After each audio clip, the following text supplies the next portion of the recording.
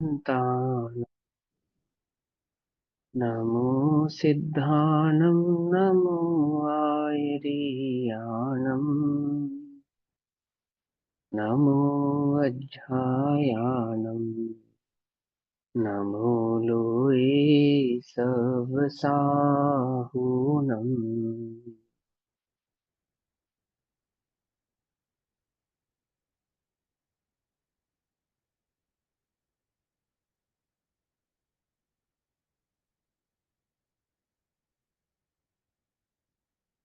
नमः समय साराय सानुभूत्या च कासते चित्स्वभावाय भावाय सर्वभावान्तरच्छिते।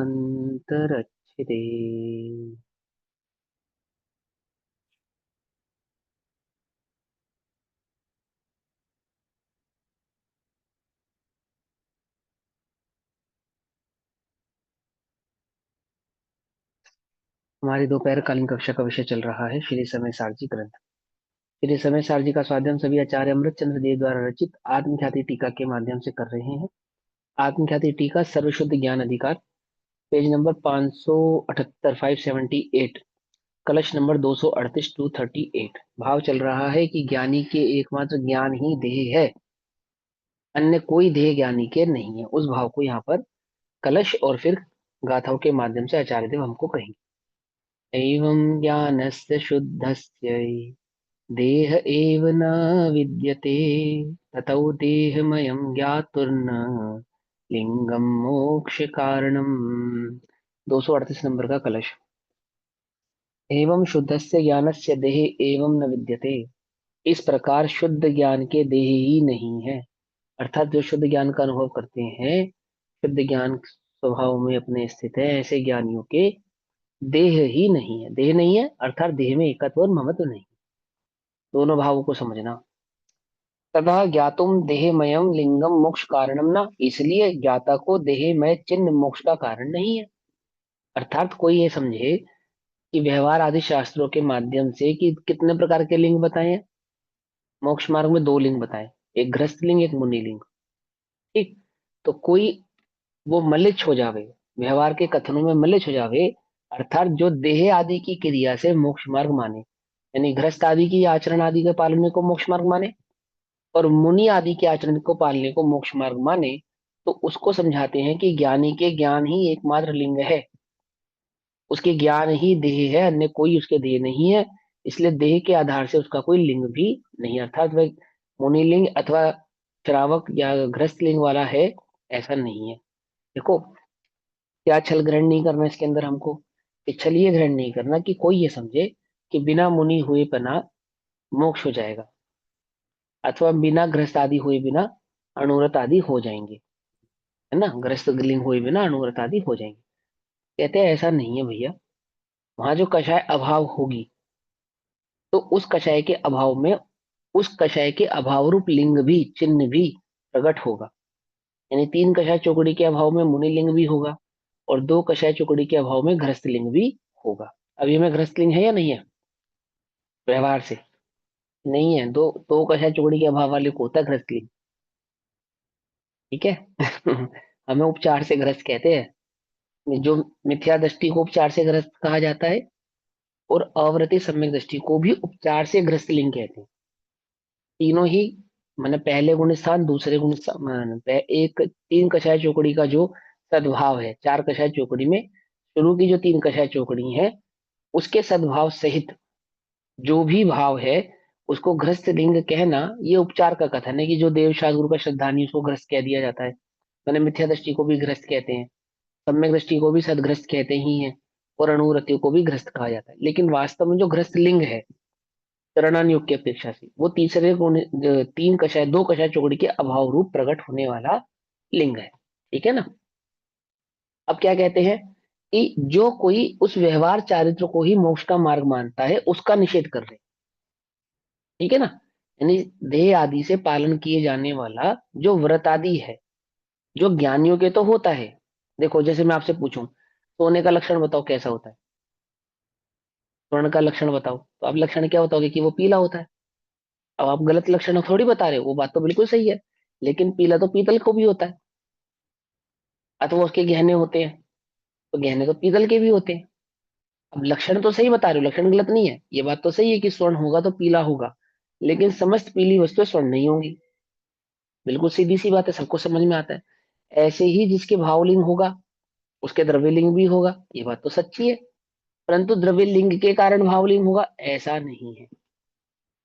ऐसा नहीं है ना। स्वर्ण वस्तु भिन्न है, पीली है, परंतु वो पीलेपन से कुछ अलग वस्तु है। कुछ बात समझ में आ रही है नहीं आ रही? सोना जो होगा वो पीला तो होगा, पर अपने पीलेपन से कुछ अलग चीज है वो। ऐसे ही जो भावलिंगी होंगे उनके द्रव्यलिंग तो होगा ही होगा, अर्थात आचरण भी उस अनुसार होगा ही होगा। परंतु मोक्ष मार्ग उससे कुछ भिन्न वस्तु है। वो आचरण मोक्ष मार्ग नहीं है जो वो पालन कर रहे हैं। जो द्रव्यलिंग उनको है, जिस भी प्रकार का मुनिलिंग या गृहस्थ लिंग, वो उसका मोक्ष मार्ग नहीं है। मोक्ष मार्ग तो अंतर में जो ज्ञान स्वभाव की दृष्टि हुई है, ज्ञान स्वभाव में स्थिरता प्रकट हुई है, और उस स्थिरता का जो आनंद प्रकट हुआ है वो वास्तविक मोक्ष मार्ग है। बाकी सबको मोक्ष मार्ग उपचार से कहा जाता है। सही बात समझ में? ठीक, तो क्या कहते हैं यहाँ पे, इसलिए ज्ञाता को देह में चिन्ह मोक्ष का कारण नहीं है। अर्थात जो द्रव्यलिंग है यानी शरीर के आधार से जो मोक्ष मार्ग का चिन्ह है, वो क्या नहीं है, वह मोक्ष का कारण नहीं। किसको नहीं है? ज्ञाता को नहीं है। ज्ञाता को नहीं, अर्थात जो वस्तु स्वरूप को जानते हैं, पहचानते हैं, वे ये बात भली प्रकार से पहचानते हैं कि देह आदि से पाला गया जो आचरण है या देह आदि के माध्यम से पल रहा जो आचरण है, ये वास्तविक मोक्ष मार्ग नहीं है। ज्ञान स्वरूप में जो स्थिरता है वही वास्तविक मोक्ष मार्ग है, अन्य कुछ भी मोक्ष मार्ग नहीं। ठीक, ये बात ध्यान से समझो, अन्य कुछ भी मोक्ष मार्ग नहीं है। स्वभाव की स्थिरता ही एकमात्र मोक्ष मार्ग है। अगर तुम्हें इस बात में तसल्ली होती हो, इस बात में कि हम स्वाध्याय करने लगे हैं, हमें तत्वों के नाम याद हो गए हैं, छह द्रव्यों का स्वरूप हमसे कोई पूछे तो हम बता सकते हैं, और हम उसका चिंतन भी कर रहे हैं, तो अब हम मोक्ष मार्गी हो गए हैं। तो आचार्य कह रहे हैं, नहीं है। समझना ध्यान से, उल्टा नहीं पकड़ना।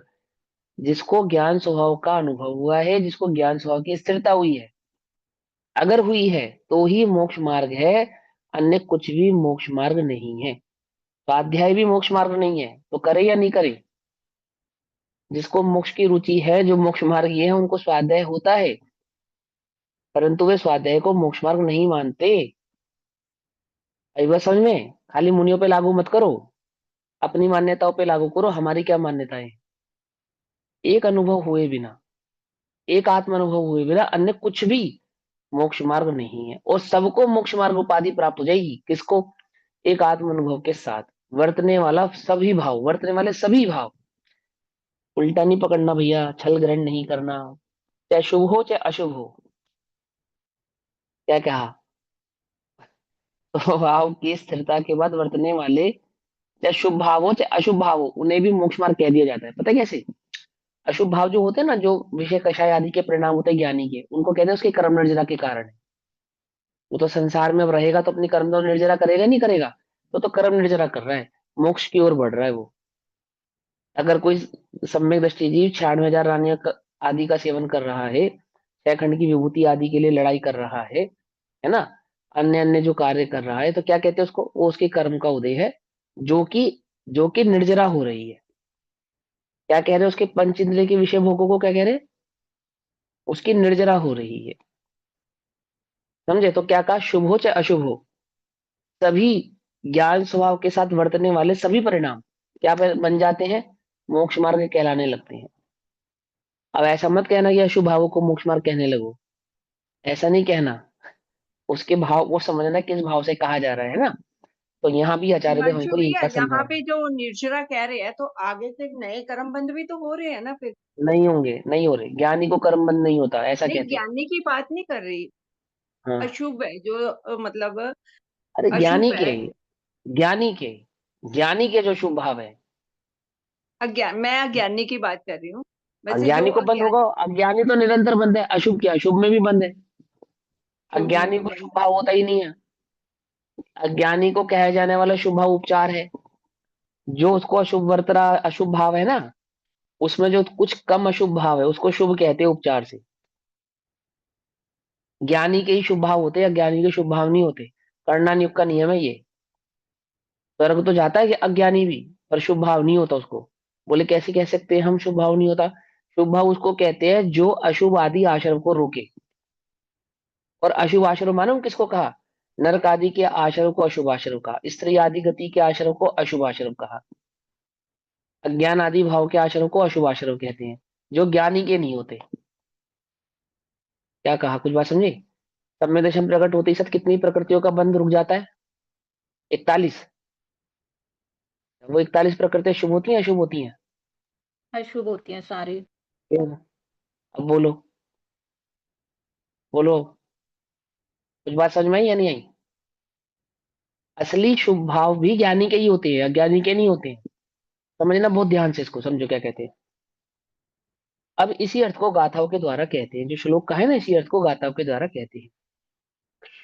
गाथा नंबर 408 409। पाषण्डिलिङ्गानि वा गीहिलिङ्गानि व बहुपयाराणि ये तुम वन्दति मूढा लिङ्गमिणं मोक्षमग्गौति न दुहोदि मोक्षमग्गौ लिङ्गं जं देहनिमं मारिहा लिङ्गम् इत्तु दंसणान् चरितानि सेवन्ति मुनिलिंग को अथवा गृहस्थी लिंग को बहुभांति के ग्रह कर कहत है मूढ़ जन यह लिंग मुक्ति मार्ग है। क्या कहा?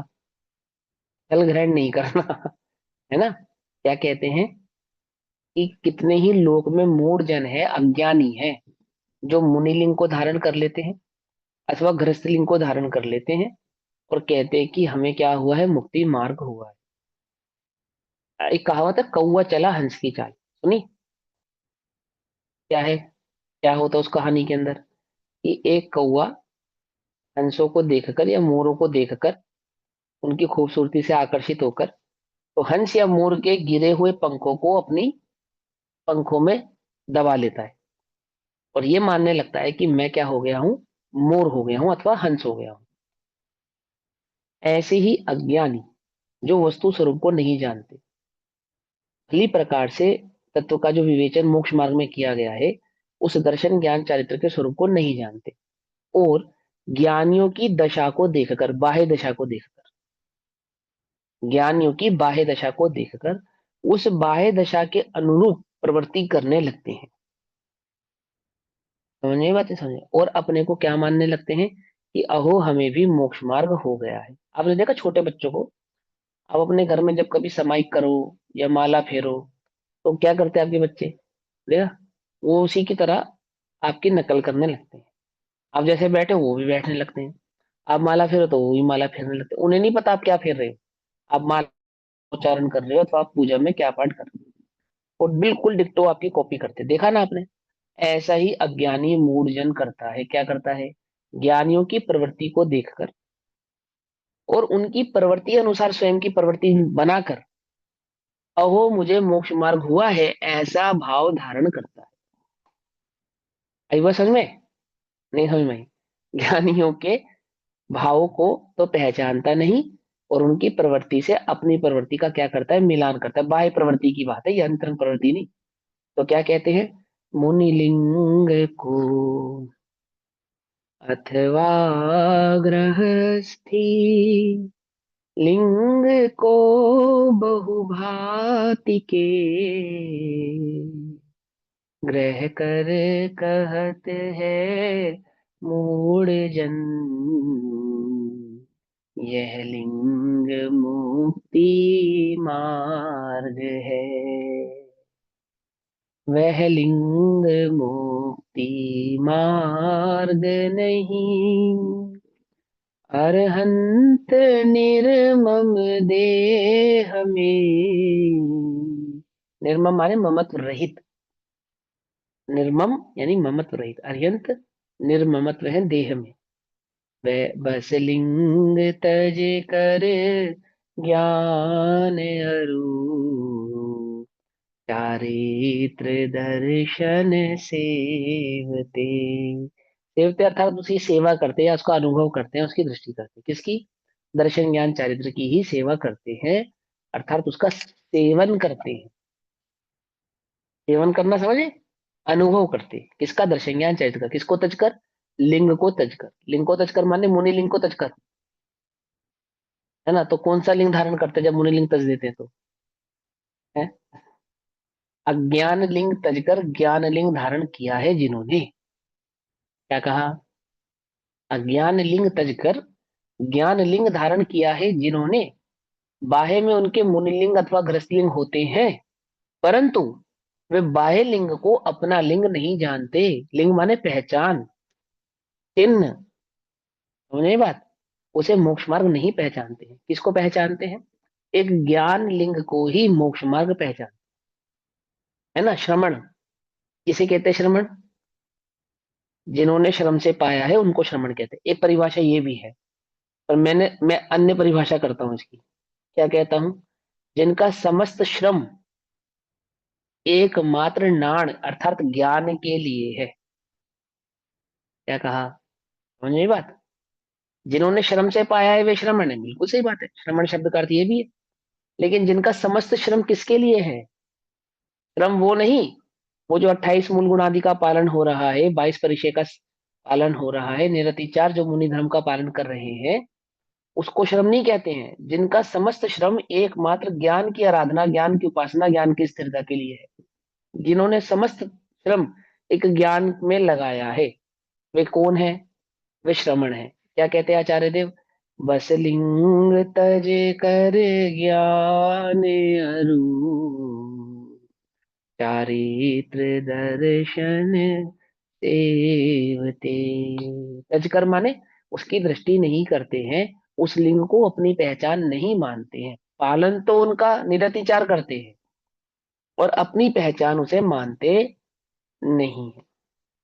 ऐसे बहु प्रकार प्रकारणी, बहुत प्रकार के पाषाणी लिंगानी व अर्थात मुनि लिंगों को, ग्रही लिंगानी व अथवा ग्रही लिंगों को, ग्रस्त लिंगों को ग्रहित्वा अर्थात धारण करके, ग्रहण करके, मूढ़ मूढ़ अज्ञानी जन वंदती यह कहते हैं कि इदम लिंगम, ये बाह्य लिंग मोक्ष मार्ग है। ये जो मैंने धारण किया ना, मैं मोक्ष मार्ग है, मैं मोक्ष मार्गी हो गया। छोटे बच्चे क्या करते हैं कि हम भी साधु हो गए, हो जाते होते हैं। मुनिराजों को देखकर, आर्यिकाओं को देखकर, वो जैसी साड़ी पहनकर आदि आदि भावों को धारण करके, है ना, हो जाते नहीं हो जाते हैं? हम भी साधु हो गए, हम भी मुनि हो गए, हम भी मोक्ष मार्गी हो गए, है ना? अथवा हम भी धर्मात्मा हो गए। मूढ़ी जन है वे तो, जो बाह्य लिंग को मोक्ष मार्ग कहते हैं या मोक्ष मार्ग पहचानते हैं। उनकी पहचान बाह्य लिंग से करते हैं। बाह्य लिंग होता तो है, लेकिन वो मोक्ष मार्ग नहीं है, ये बतला रहे आचार्य देव।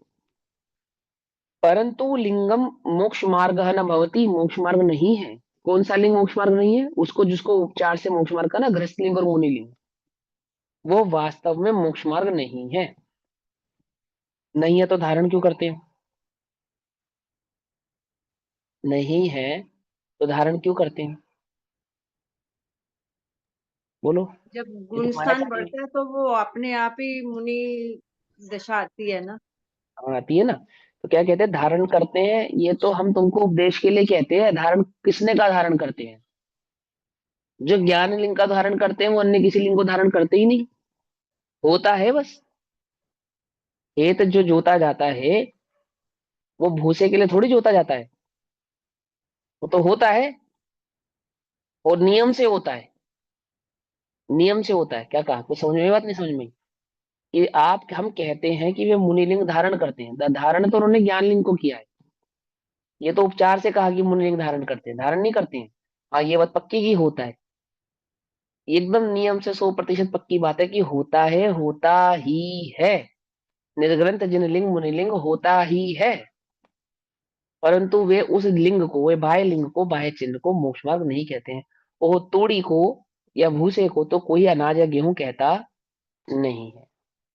तो खेत में क्या खड़ा है? गेहूं खड़ा है। दिखता क्या है? बाली होती है ना, बाली कहते हैं ना उसको, भूसा जो होता है जिसके अंदर गेहूं का दाना छिपा होता है। गेहूं का दाना छिपा होता है तो उसको गेहूं कहते हैं। गेहूं का दाना अलग कर देने के बाद सब उसे भूसा ही कहते हैं। क्या कहते हैं? जब तक गेहूं का दाना रहता है ना अंतर में, जब तक निकालते नहीं तब तक सब क्या कहते हैं? गेहूं है। और जब वो दाना अलग कर देते हैं मशीन से, हाथों से, जो भी प्रक्रिया से, और भूसा अलग कर देते हैं, फिर क्या कहते हैं? क्या पड़ा है? गेहूं पड़ा है, हैं? भूस पड़ा है, ऐसा कहते हैं। समझे नहीं समझे? ऐसे ही क्या कहा उसको, लिंग को, मुनि लिंग को, जिन लिंग को, मुनि लिंग को मोक्ष मार्गी लिंग कहते नहीं कहते? कि हाँ कहते हैं। सम्यक दर्शन ज्ञान लिंग अंतरंग में धारण करने वाला चित्त जहाँ व्याप्तता है, वह बाह्य चिन्ह को भी मुनि लिंग अथवा गृहस्थ लिंग कहते हैं। कहते हैं ना, उसमें क्या आपत्ति है? पर उनसे पूछो उन्होंने क्या धारण किया है। ये एकमात्र ज्ञान लिंग ही जिन्होंने धारण किया है, अन्य कोई लिंग उन्होंने धारण नहीं किया, और वे अन्य किसी भाव को भी मोक्ष मार्ग मानते नहीं। लिंग मोक्ष मार्ग न भवती, मोक्ष मार्ग नहीं है। यत क्योंकि अरहंत देव देह निर्मम, देह के प्रति निर्मम वर्तते हुए, अर्थात देह में ममत्व को धारण नहीं करते हुए, लिंग मुक्त्वा, लिंग को छोड़कर, दर्शन ज्ञान चरित्राणी सेवनते, दर्शन ज्ञान चरित्र का ही सेवन करते हैं। ठीक। कितने ही लोग अज्ञान से द्रव्य लिंग को मोक्ष मार्ग मानते हुए मोह से द्रव्य लिंग को ही ग्रहण करते हैं, यानी बाह्य चिन्ह को ही ग्रहण करते हैं। बाह्य चिन्ह को मोक्ष मार्ग मान के अपने मोह से, मिथ्या बुद्धि के कारण, अपने अज्ञान से बाह्य चिन्ह को ही धारण करते हैं। आदिनाथ भगवान ने दीक्षा ली, फिर 5,000 मुनि राजों ने, 5,000 राजाओं ने भी दीक्षा ले ली। अब मेरा एक प्रश्न, 4,000 थे, चलो 4,000 थे, 1,000 कम हुए हैं, तो 4,000 ने दीक्षा ली या नहीं ली? क्वेश्चन ये है। अब ये समझना पड़ेगा, जब दीक्षा का स्वरूप ही नहीं पता, और हमने हमने कहा उन्होंने दीक्षा ले ली, दीक्षा कैसे ले ली? ऐसे कैसे दीक्षा ले ली? वस्तु उतारने का नाम दीक्षा थोड़ी है। समझे नहीं समझे? तो उन्होंने कॉपी किया ना, जैसा जैसा आदिनाथ भगवान ने किया वैसा वैसा उनको वो कॉपी करते गए। उन्होंने पंचमुष्टि केशलोच किया तो उन्होंने भी पंचमुष्टि केशलोच किया। उन्होंने वस्त्रादि त्यागे तो इन्होंने भी वस्त्रादि त्याग दिए। और वे भी ध्यान में आंख बंद करके खड़े हो गए, तो ये भी आंख बंद करके ध्यान में खड़े हो गए। लेकिन उनमें से एक ने भी दीक्षा ग्रहण नहीं की, एक ने भी नहीं की। सब कॉपी कर रहे थे बस, दीक्षा थोड़ी हो रही थी। दीक्षा तो अंतरंग में जो तीन कशा चौकड़ी का अभाव हो रहा था वो थी, और वो तो वहां थी नहीं उन 4,000 मुनिराजों के चित्त में, जिनको उपचार से मुनिराज कह रहे हैं। वास्तव में तो वो मुनिराज थे नहीं, लेकिन वो क्या कर रहे थे? उनको कॉपी कर रहे थे। ठीक है, कॉपी करते गए। अब वो बार बार आंख खोल कर देखे उनको कि ये क्या कर रहे हैं। अब वो तो खड़े हैं 6 महीने तक, ये 2 4 5 10 दिन ही खड़े रह पाए। फिर उसके बाद क्या किया इन्होंने, फिर वो पूरी कथा है। आजकल क्या हो रहा है, अभी क्या ज्ञानी क्या करता है आजकल, छोड़ो, ज्ञानी क्या करता है? ज्ञानी भी ऐसे ही करता है। क्या कहते हुए दीक्षा किसे कहते हैं? पंचमुष्टि के श्लोच को दीक्षा कहते हैं। वस्त्र आदि के त्याग को दीक्षा कहते हैं। एक समय भोजन आदि के नियम को दीक्षा कहते हैं। 28 मूल गुणों के पालन और 22 परीक्षा आदि के पालन, निरतिचार पालन को दीक्षा कहते हैं। यही कहते हैं ना, इसको दीक्षा नहीं कहते हैं। क्यों नहीं कहते भैया? ये सब होता तो है कि हाँ होता है, और निरतिचार होता है, और बिना किसी चूक के होता है, और इस बाह्य आचरण में होने वाली किसी भी शीतलता का प्रायश्चित भी होता है। लेकिन बात यह है कि इनमें से किसी को भी वे मोक्ष मार्ग नहीं मानते। कौन? ज्ञानी जन। इस बात समझ में आई या नहीं? और अज्ञानी के साथ क्या गड़बड़ है? वो इन्हीं सबको मोक्ष मार्ग मानता है। समझे? जैसे आजकल का मुमुक्षु विकल्पों को मोक्ष मार्ग मानता है या सम्यक दर्शन मानता है। सभी नहीं, कोई कोई, कोई मुमुक्षु, मुमुक्षु समझ गए ना? कोई मुमुक्षु विकल्पों को सम्यक दर्शन माने, माने, तो क्या वे सम्यक दर्शन है? मात्र तत्व चिंतन आदि को सम्यक दर्शन माने। मैं आत्मा हूं, मैं आत्मा हूं, इस रटने को, इसको रटने को, मैं आत्मा हूं, मैं आत्मा हूं, मैं आत्मा हूं, इस रटने को क्या माने? मोक्ष मार्ग माने, सम्यक दर्शन माने, अथवा तत्वभ्यास माने। क्या कहा? तो वह तत्वाभ्यास होता नहीं है, उसको तत्वाभ्यास कहते नहीं है, इसे मोक्ष मार्ग कहते नहीं है, इसे सम्यक दर्शन कहते नहीं है। कोई ये माने कि मैं तो बस स्वाध्याय करूंगा मुझे सम्यक दर्शन हो जाएगा, बोलो भैया सिर्फ स्वाध्याय करने से सम्यक दर्शन हो जाएगा? अब समझना पड़ेगा तुम्हें आचार्यों ने क्या कहा है। स्वाध्याय का निषेध नहीं कर रहे हैं, लेकिन जिनके चित्त में ये धारणा हो गई है, जैसे उसके चित्त में धारणा है कि कपड़े उतारने से मुनि धर्म होता है, 28 मूल गुण आदि का पालन करने से मुनि धर्म होता है, अज्ञानी के चित्त में ऐसे धारणा है, ऐसे आज के मुमुक्षु के चित्त में क्या धारणा है कि स्वाध्याय करने से सम्यक दर्शन होता है या नहीं होता है? अब कैसे समझाए? क्यों? क्योंकि तुम तो विपरीत ग्रहण करने वाले हो। क्या कहोगे? ये बढ़िया कि हम तो पहले ही कह रहे थे स्वाध्याय से नहीं होता है। जैसे उस अज्ञानी ने क्या ग्रहण किया, व्यवहार निश्चयभाषी ने, कि हाँ भाई मुनि धर्म कपड़े उतारने का नाम नहीं है, इसलिए तो मैं मुनि धर्म धारण नहीं करता। ठीक है ना? ऐसा नहीं है भैया, ऐसा नहीं है। समझना पड़ेगा, वो भाव समझना पड़ेगा जो आचार्य देव हमें समझाना चाहिए। क्या? कि हमने 2-4 घंटे बैठ के, 6 घंटे बैठ के स्वाध्याय किया, इससे मुझे सम्यक दर्शन हो जाएगा? इससे नहीं होगा। तो इसके बिना हो जाएगा? इसके बिना भी नहीं होगा। इससे के बिना भी नहीं होगा, इससे भी नहीं होगा। एवं ज्ञान बढ़ाने को हम क्या समझते हैं? सम्यक दर्शन का कारण समझते हैं। एवं ज्ञान बढ़ाने से सम्यक दर्शन नहीं होता है, नहीं होता है। थोड़ा भी ज्ञान जो ग्रहण किया है, उसका बार बार चिंतन करने से, उस ज्ञान की रुचि प्रकट करने से, रुचि, रुचि, समझे? हमारा क्षेपम ज्ञान तो बढ़ रहा है, रुचि नहीं बढ़ रही है तिल मात्र भी। कुछ बात समझ में आ रही है नहीं आ रही है? आत्मार्थी की और आत्मार्थी के कॉपी पेस्ट की, यानी नकल करने वाले की, उन दोनों के बीच में क्या अंतर है? यहाँ पे उसको मूढ़ या अज्ञानी कहा। ज्ञानी और मूढ़ अज्ञानी, इन दोनों के बीच में क्या अंतर है? हम क्या समझते हैं कि मोक्ष मार्ग में जो हमारा क्षेपम ज्ञान दिन प्रतिदिन बढ़ रहा है ना, ये हमें सम्यक दर्शन के नजदीक ले जा रहा है। रत्ती भर भी नहीं ले जा रहा है। ध्यान रखना, क्षेपम ज्ञान बढ़ने से मोक्ष मार्ग की ओर नहीं बढ़ते। रुचि, रुचि बढ़ने से मोक्ष की, आत्मा की रुचि जो बढ़ती है, विषय कषाय आदि की आसक्ति घटती है, और आत्मा की जो रुचि बढ़ती है, उस रुचि के बढ़ने से मोक्ष मार्ग के समीप जाया जाता है। किसकी रुचि? तत्व की रुचि, आत्मा की रुचि। पर द्रव्यन्ते भिन्न, आप में रुचि, आप में रुचि, आप में मतलब आप में नहीं, आप में। क्या समझे? ये हमारी आप में बड़ी रुचि है, आप में नहीं भैया, आप में माने अपने में। समझे ना? अपने में जो रुचि है, वो सम्यक तो भला है, वो सम्यक का कारण है। अब विचार कर कर देखो कि हम किसको मोक्ष मार्ग मान रहे हैं। हमें समय दर्शन हो जाएगा नहीं हो जाएगा? कि हाँ, हमें तो हो जाएगा। क्यों हो जाएगा? अब कारण अपने चित्त से पूछो कि हमारे को जो समय दर्शन प्रकट होगा, उनके क्या क्या कारण हमारे पास अभी मौजूद है। जो हमने लिस्ट बनाई होगी ना अपने चित्त में, कोई ना कोई लिस्ट तो बना के रखी होगी, सभी ने बनाई होती है। तो क्या लिस्ट बनाई है हमने अपने समय दर्शन की? क्या क्राइटेरिया क्रिएट्स किए हैं कि हम सुबह से लेकर शाम तक इतने समय स्वाध्याय करते हैं भैया? ठीक। और सोने से पहले और जागने के बाद, दोनों समय आत्मा हूँ मैं, ज्ञानानंद स्वभावी हूँ, आदि आदि हूँ, इसका हम चिंतन करते हैं। और सारा दिन जब भी मौका लगता है तो प्रवचन सुन लेते हैं, सीडी सुन लेते हैं, कैसेट सुन लेते हैं। हमारे तो गाड़ी में भी बड़े पंडित साहब के प्रवचन चलते रहते हैं बस। और सुबह उनकी बड़ी पंडित साहब की हम पूजा पढ़ते हैं, दादा की पूजा पढ़ते हैं, आदि आदि। ठीक है ना? तो हमने इतने सारे क्राइटेरिया क्रिएट किए हैं। अब हमें समय दर्शन होने से कौन रोक सकता है? बोलो। लेकिन हमको पता है, ये सब रुचिवान के होते हैं, परंतु ये सब रुचि के द्योतक नहीं है। क्या कहा? कुछ बात समझ में आई?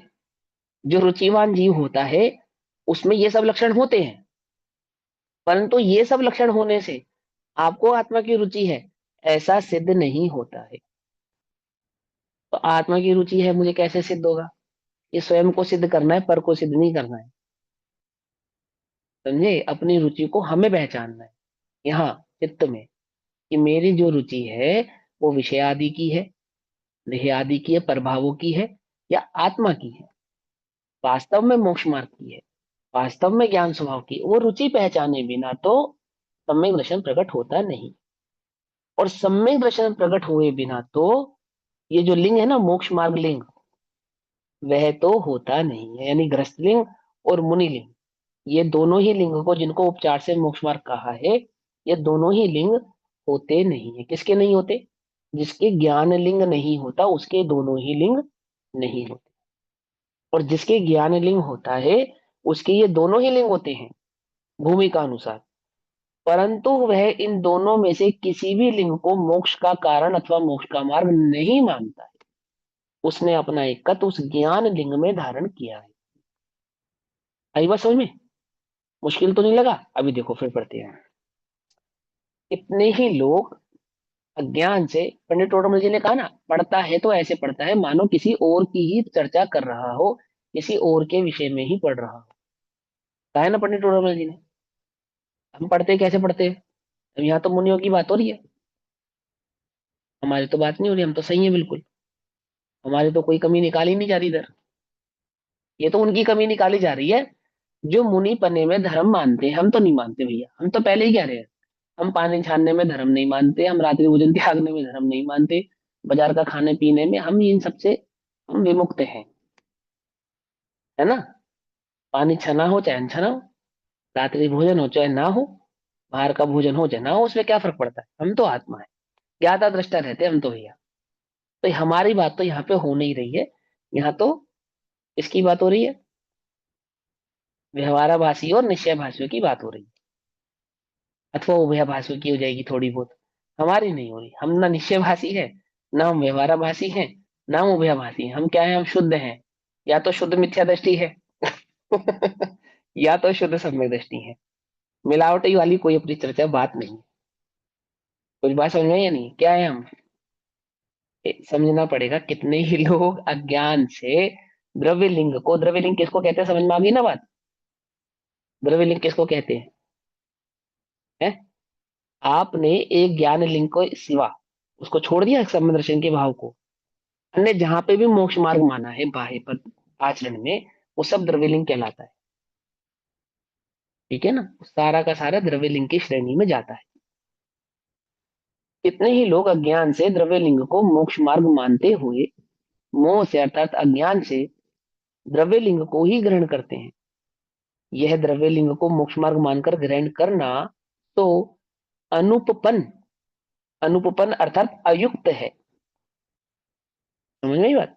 उपयुक्त नहीं है, सही नहीं है, अयुक्त है। उपयुक्त नहीं है अर्थात अयुक्त है, क्योंकि सभी भगवान अनंत देवों के शुद्ध ज्ञानमयता होने से, एक शुद्ध ज्ञान स्वभाव का ही अनुभव होने से, ज्ञानमयता, ज्ञानमय अर्थात एक ज्ञान भाव के सिवा अन्य कुछ नहीं होने से, ठीक है ना, होने से द्रव्य लिंग के आश्रयभूत शरीर के ममत्व का त्याग होता है। ठीक है ना? द्रव्य लिंग किसको होता है? द्रव्य लिंग जिसको शरीर का आश्रय होता है उसको होता है। और भावलिंगियों के द्रव्य लिंग होता है या नहीं होता है? कि भावलिंगी को उपचार से द्रव्य लिंग होता है और स्वभाव से एकमात्र ज्ञान लिंग होता है। कुछ बात समझे? कंफ्यूज तो नहीं हुए हैं? द्रव्य लिंग किसको होता है? बस जिसको देह में एकत्व होता है उसको द्रव्य लिंग होता है। तो फिर भावलिंगियों के द्रव्य लिंग नहीं होता है? कि भावलिंगियों के द्रव्य लिंग होता है ऐसा उपचार का वचन है। उनके तो एकमात्र ज्ञान लिंग ही होता है, अंतरंग में भी और बहिरंग में भी। कि बहिरंग में भी ज्ञान लिंग होता है कि हाँ, बाहर में भी जो प्रवृत्ति होती है ज्ञान मात्र की होती है। बोल उपसर्ग आदि के काल में ज्ञाते ही रहते, कोई भला कहे चाहे बुरा कहे ज्ञाते ही रहते, राजा झुके चाहे गरीब झुके, चाहे मंत्री झुके चाहे संतरी झुके, सबके प्रति ज्ञाते ही रहते, समान दृष्टि से देखते, समान भाव से। जैसे दर्पण सभी जीवों को समान भाव से देखता है। क्यों? दर्पण कैसे देखता है तुमको? कि तुम काले हो, तुम हट जाओ मेरी नजरों के आगे से, है, और ये तो तुम बहुत सुंदर हो, तुम मेरे समक्ष खड़े रहना, ऐसे देखता ना दर्पण हमें? नहीं ना, ऐसे नहीं देखता। एक सेकंड का भी उसको क्या नहीं है तुम्हारे प्रति? अब वो तो भैया वो तो जड़ है, उसको क्या मालूम है? ज्ञान भी, ज्ञान भी पर पर द्रव्य के लिए, पर पदार्थ के लिए जड़ ही है। समझना ध्यान से, उल्टा नहीं पकड़ना। जैसे दर्पण है ना, दर्पण, दर्पण कैसा है? पर पदार्थ के लिए ने पर द्रव्य के प्रति उसको कोई भाव नहीं, कोई भाव नहीं है। जिसको कोई भाव नहीं है वो जड़ है। जैसे मान के चलो, अब कोई तुमसे राग नहीं रखे किसी भी प्रकार का, तो तुम क्या कहते हो कि तू क्या पत्थर की जैसा बैठा है, कोई जवाब क्यों नहीं देता? जैसे तुम्हारी लड़ाई हो जाए और वो मौन ले एकदम चुप रहे, कुछ जवाब ना दे, कोई रिएक्शन ना करे, तो तुम उसको यही कह दो ना कि पत्थर जैसे बैठे है बिल्कुल, कम से कम हमसे लड़ ही लो, कोई गाली दे दो, अपशब्द ही कह दो, अच्छा नहीं कहना तो बुरा ही कहता, ऐसे कहते नहीं कहते? और जो अच्छा भी नहीं कह रहा और बुरा भी नहीं कह रहा, तो क्या कहते हो तुम उसको? पत्थर। कहते नहीं कहते? ऐसे कहते हो ना? हाँ, ऐसे ही ज्ञान पर पदार्थ के लिए क्या है? पत्थर, यानी जड़ है। क्यों जड़ है? क्योंकि उसको कोई भाव नहीं है उसके प्रति, ना राग का ना द्वेष का। कुछ बात समझ में आई या नहीं समझ में आई? जैसे दर्पण को अच्छे और बुरे चेहरों के प्रति राग द्वेष नहीं है, ऐसे ही ज्ञान स्वभावी उन मुनिराजों को, ज्ञानियों को, उन वो पर में होने वाले उन परिणमनों के प्रति न राग है ना द्वेष है। समझे ना? महलों में आहार हो जाए या झोपड़ी में आहार हो जाए, तो कैसे ग्रहण करेंगे? राजा का आहार बहुत बढ़िया था, बढ़िया देसी घी की चुपड़ी रोटियां खिलाई थी उसने, तो यहाँ रूखी सूखी खानी पड़ रही है।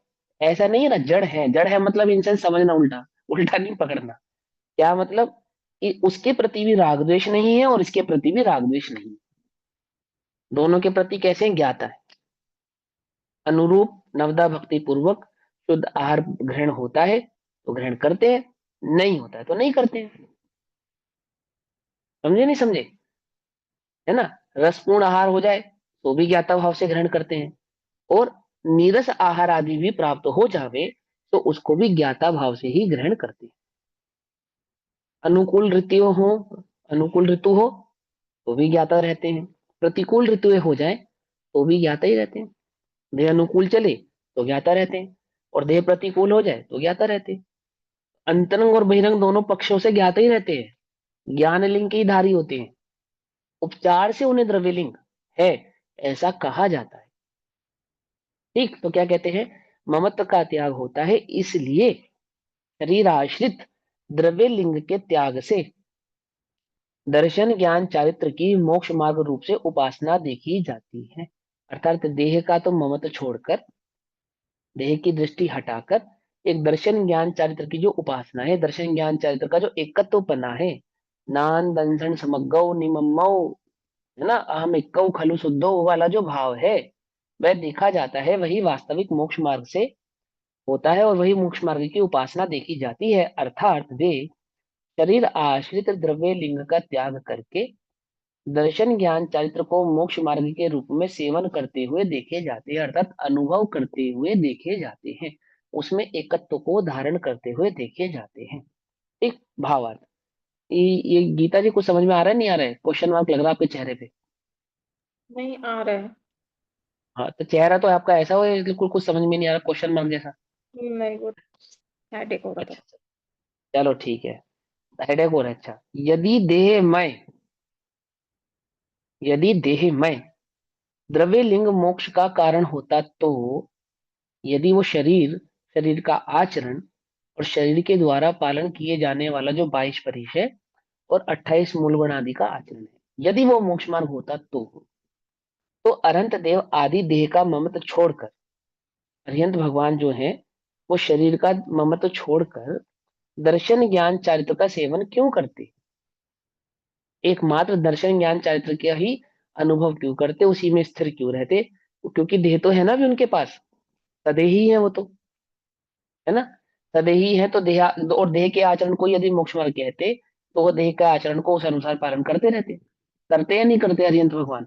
कि बोले दर्शन ज्ञान चरित्र में स्थिर रहते हैं बस, देह में तिल मात्र भी ममत्व भाव को धारण नहीं करते, ना उसकी होने वाली जो क्रिया आदि है ना, उसमें भी उपयोग को लेकर जाते नहीं है। उदय अनुसार जैसा परिणमन होना होता है वो सहज होता है, परंतु अपने उपयोग को उस ओर लेकर जाते नहीं है। कौन? अरिहंत भगवान।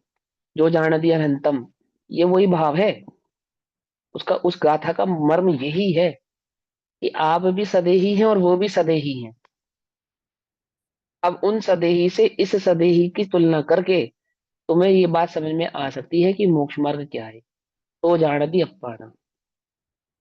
ठीक, तो क्या कहते हैं? यदि देह में लिंग का, द्रव्य लिंग का मोक्ष का कारण होता तो अनंत देव आदि देह का ममत्व छोड़कर दर्शन ज्ञान चारित्र का सेवन क्यों करते? द्रव्यलिंग से ही मोक्ष प्राप्त कर लेते। इससे यह निश्चय हुआ है कि देह में लिंग मोक्ष मार्ग नहीं है। देह में लिंग मोक्ष मार्ग में होता तो है, परंतु देह में लिंग मोक्ष मार्ग नहीं है। एक परमार्थता दर्शन ज्ञान चारित्र रूप आत्मा ही मोक्ष का मार्ग है। अब यही सिद्ध करते हैं, अर्थात द्रव्य लिंग मोक्ष मार्ग नहीं है और दर्शन ज्ञान चारित्र ही मोक्ष मार्ग है। इसको सिद्ध करते हुए गाथा 410 कहते हैं, नवि एस मोक्ष मग्गौ आसंडिगिः मह्याणि लिंगाणि दंसन नाण चरिताणी मोक्ष मग्गम जिणा बेंती। जिनेन्द्र देव ने कहा है, क्या कहा है? मुनिलिंग अरुग्रही लिंग ये नहीं लिंग मुक्ति मार्ग है।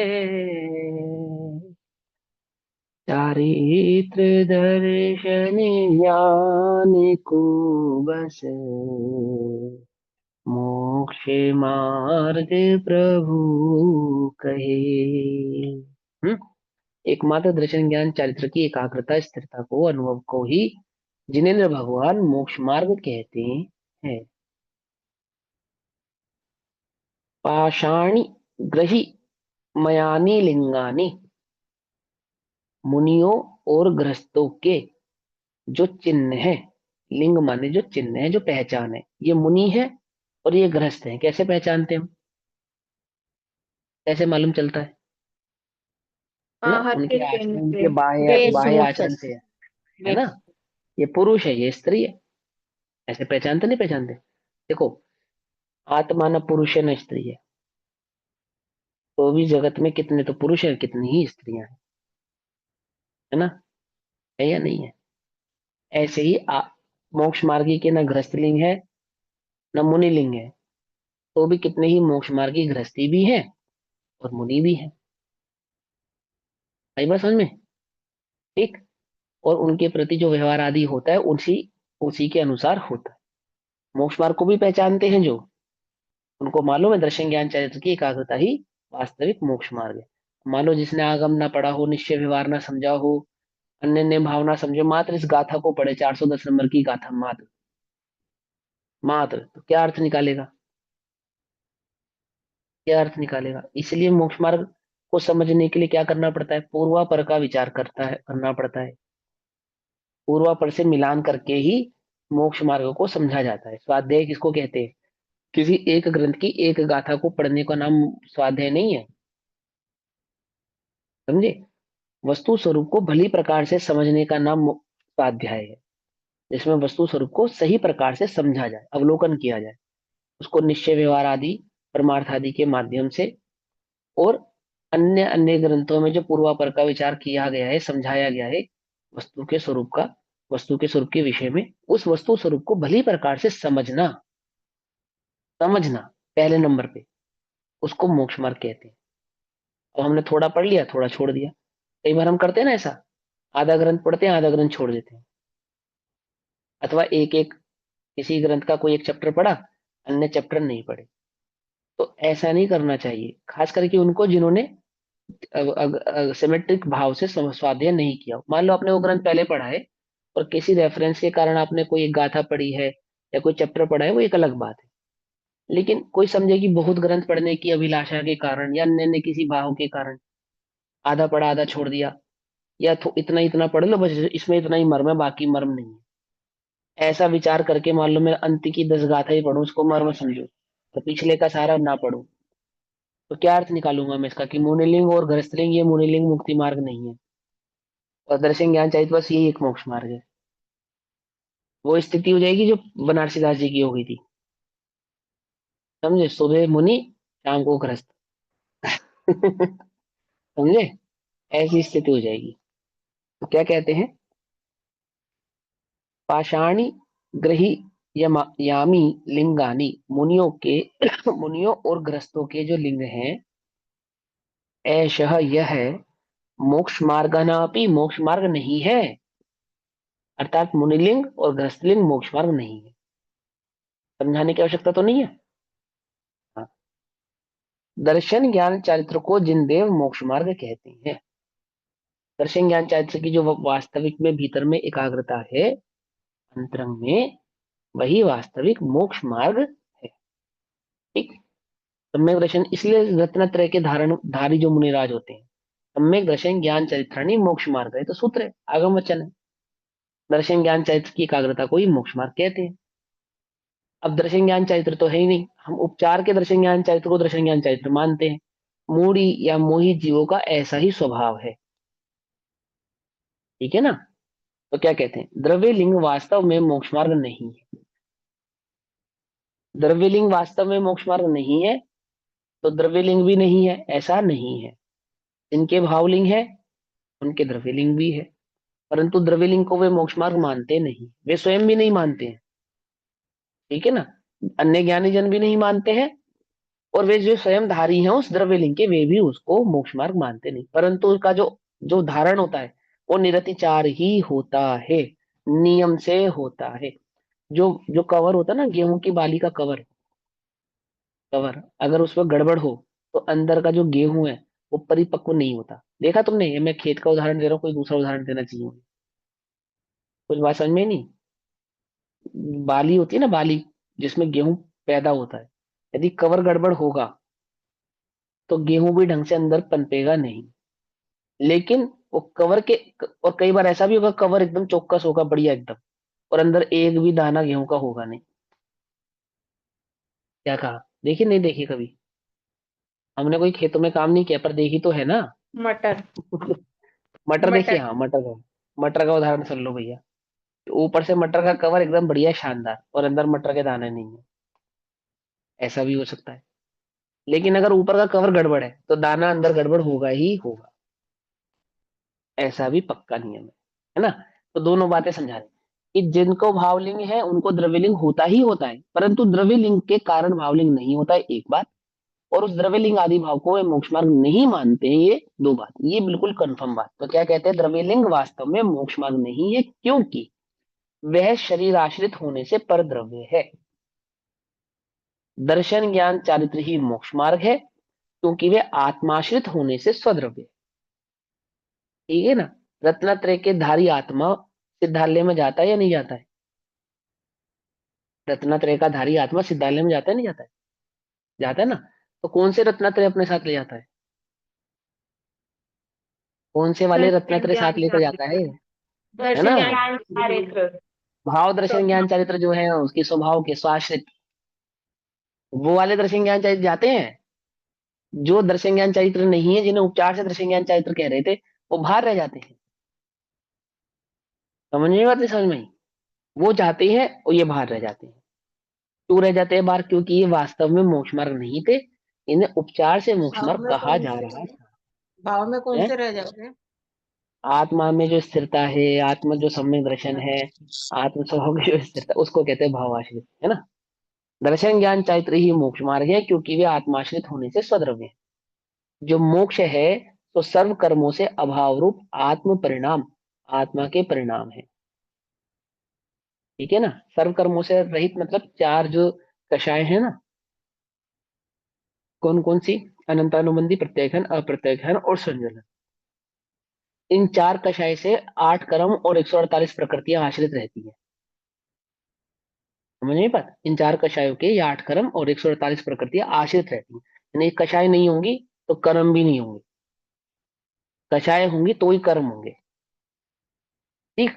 तो ये जो अनंतानुबंधी, प्रत्ययघन, अप्रत्ययघन और संजनन, इनके अभाव रूप जो आत्म परिणाम है, पर की दृष्टि रूप, ऐसा नहीं, पर से दृष्टि विमुख रूप, जो एक स्वात्म परिणाम है, वो मोक्ष मार्ग है। उसको क्या कहा, सर्व कर्मों के अभाव रूप आत्म परिणाम है, इसलिए उसका कारण भी आत्म परिणाम ही होना चाहिए। ठीक है ना। आत्म परिणाम मोक्ष मार्ग है, उसका कारण भी आत्म परिणाम होना चाहिए, सीधी सीधी सी बात है। कर्मादि के वो देखो मोक्ष मार्ग नहीं कहते, कर्मादि के अभाव को मोक्ष मार्ग कहते हैं। तो उसके अभाव रूपी होना चाहिए ना। देह क्या है, कर्म है, कर्म है या आत्मा है, क्या है ये, द्रव्य कर्म, भाव कर्म, नो कर्म। तो एक नो कर्म है ना ये, और वह नो कर्म भी द्रव्य कर्म आश्रित है ना। है या नहीं है? और कर्म के अभाव रूप मोक्ष मार्ग है। तो देह के अभाव रूप मोक्ष मार्ग होगा या देह के सद्भाव रूप मोक्ष मार्ग होगा?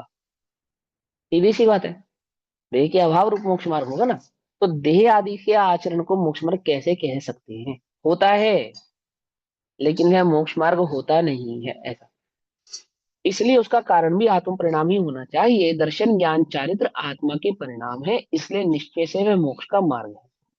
जो लिंग है तो देहमय है, जो चिन्ह है ना बाह्य चिन्ह, वो बाह्य चिन्ह बाहर का चिन्ह शरीर का है, और जो देह है वह पुद्गल द्रव्य है। इसलिए आत्मा के लिए देह मोक्ष मार्ग नहीं है।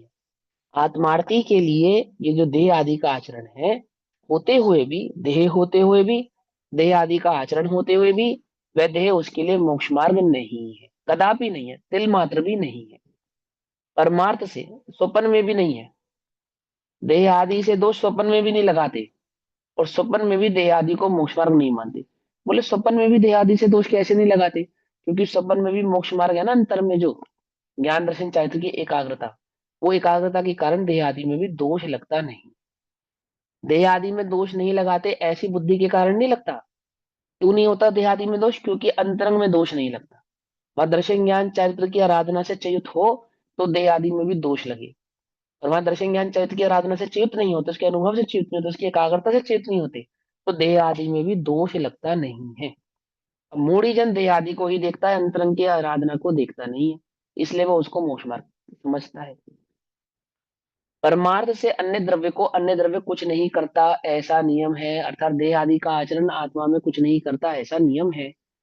जबकि ऐसा है, अर्थात यदि द्रव्यलिंग मोक्ष मार्ग नहीं है और दर्शन ज्ञान चारित्र ही मोक्ष मार्ग है, तो इस प्रकार से करना चाहिए, यह उपदेश है। अब निम्न प्रकार से उपदेश करना चाहिए, तो गाथा नंबर 411 में उस उपदेश के भाव की भावना को समझाते हैं। 411 नंबर की जो गाथा है ये हम कल पढ़ेंगे, अभी समय हुआ, तब तक के लिए सभी को जय जिनेन्द्र। ओम नमः सिद्धेभ्यः। निज निधि निज में बताई, यह अनंत उपकार है उसके लिए, जिनवाणी माँ को वंदना शत।